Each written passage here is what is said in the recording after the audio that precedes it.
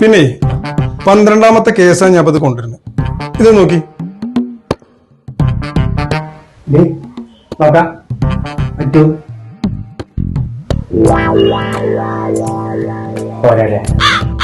എന്ത് ഇഷ്ടപ്പെട്ടില്ലേ?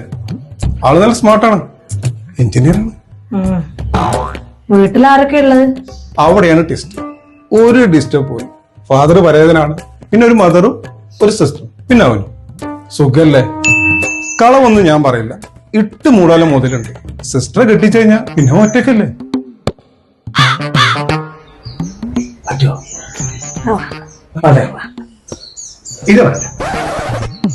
എന്ത് ഓനൊന്ന് പുറത്തേക്ക് പോയാല് പിന്നെ ഓളോട് ആരൊന്നും മിണ്ടി പറയാൻ വരില്ലേ?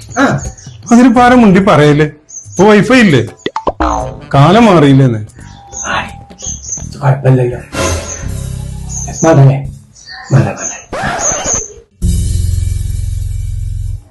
But look at this. ഇത് നോക്കൂ, 3 ആണും 2 പെണ്ണും, മൊത്തം 5 ആൾ. ഏറ്റവും ഇളയവനാ. നല്ല വിദ്യാഭ്യാസം, നല്ല ജോലി. ഇതും പറ്റില്ല. What happened? ഇതിനെന്താ പ്രശ്നം? ചെറിയ മോനാകുമ്പോഴേ തറവാടോനല്ലേ? അതെ അതെ, നോ ഡൗട്ട് അബൌട്ട് ഇറ്റ്.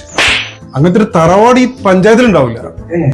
തറവാടാകുമ്പോ എല്ലാരും വന്നും പോയൊക്കെ എന്നിട്ട് എന്റെ കുട്ടി ഇങ്ങോട്ട് ഇടങ്ങേറാം.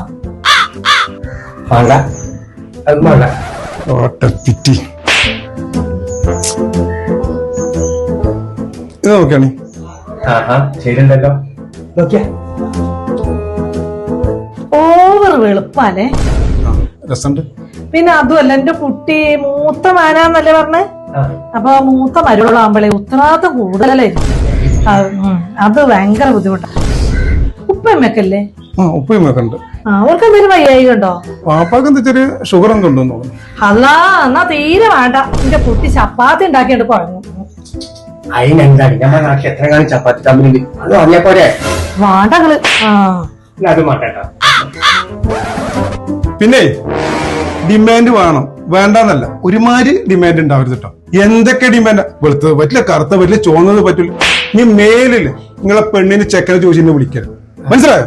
Don't forget this.